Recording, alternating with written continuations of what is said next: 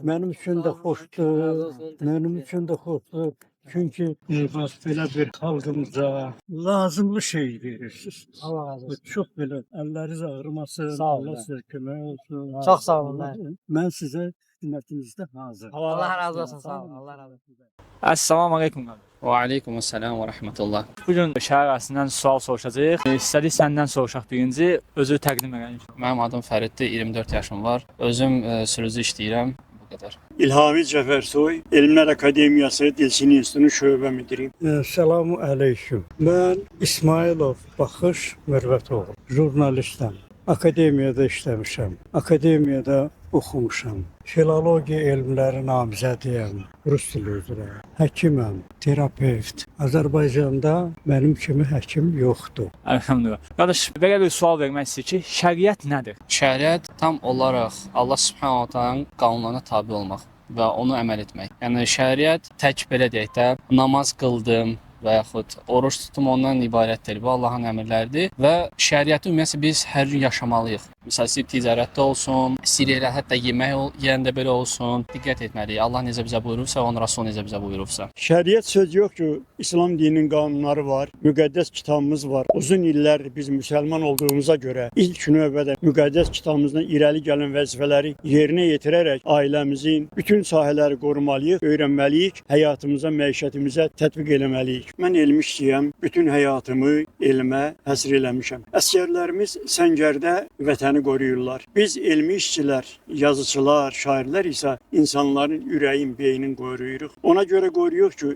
yad təsirlərin altına düşməsin. Rus dili mod oldu, 200 ilə yaxın Rusiya haqqında əsərlər yazıldı, Rus məktəbləri açıldı, gördük o da yalanmış. İndi Avropa ölkələri müxtəlif kanallarla, sosial media ilə xarakterimizə, ailəmizə daxil olmaqla çalışırlar. Bizim bir vətəndaş kimi, insan kimi borcumuz odur ki, vətənin səngərin əsgərlər qoruyan kimi, ürəyin, beynin, elmi işçi kimi biz qoruyaq. Biz ömrümüzü elmimizə, insanlarımıza həsr eləməyi. Ümumiyyətlə, sizin bu qoyduğunuz mövzu çox belə lazımlı mövzudur. Çox belə xeyirli mövzudur. Şəriət elə Məhəmməd peyğəmbərinin axırıncı peyğəmbərdir. Onun dediyi demək bizim üçün, tək bizim üçün yox, bütün millətlər üçün qanundur. O da yaşamaq üçün də xeyir. İnsan bilməli ki, o həyatda lazımlıdır. Lazımlıdır özünə birinci, lazımlıdır yaxınlarına, atasına, anasına, bacısına, qardaşına, qohumlarına, insanlara, öz millətinə, öz vətəninə lazımlıdır. Kim bunu inkar edir, mən elə hesab edirəm ki, onda insan sifəti yoxdur. Yaxşı qardaş, şəriət qorxulu bir şeymi?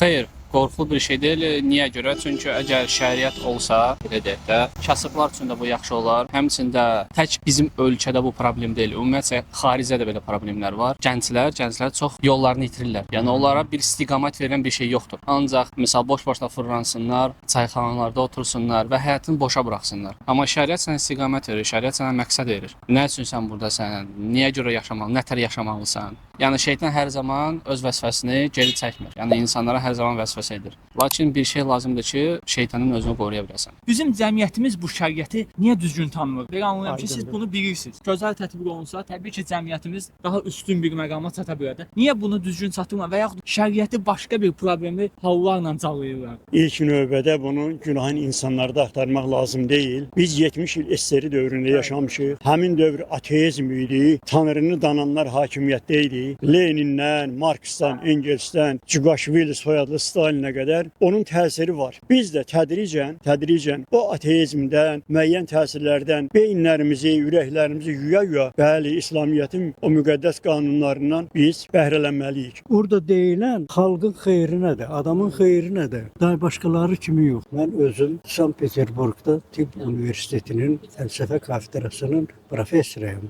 Orada mən nədən də dərs desəm yaxşıdır. İslam hüququ yerinə düşürlər. İslam hüququ Yahudiler çoxdur orada. Yahudilərin xoşuna gəldi. Onların xoşuna gəldi ki, belə bir şey İndi bax, mənim üçün məsələn belə bir mən məqsəd qoymuşdum ki, ali məktəblərdə fəlsəfə dərsi var. Bu fəlsəfə dərsində demək İslam hüququ ən lazımlı şeydir. Onlar məsələn Sankt-Peterburqda başa düşdülər. Demək Putin gəldi bizim kafedrada İslam hüququnu qəbul elədi. Ondan sonra təxminən bir 3 il olar o elə eləyibdi ki, demək İslam dininə çox adam diqqət verir. Məsələn, ora dəvət eləyibdi Səudiyyə Ərəbistanından, başqa yerdən din müəllimlərini rus məktəblərində İslam dini oxunduğuna görə demək 4-cü sinif, 5-ci sinif, 6-cı sinif şagirdlər, qız şagirdləri başı bağlı otururlar. Bu çox belə yaxşı şeydir. Bizdə də mən məsələ qaldırmışam, yenə də deyirəm ki, bizdə də mütləq bax gələn dərs ilindən olmalıdır.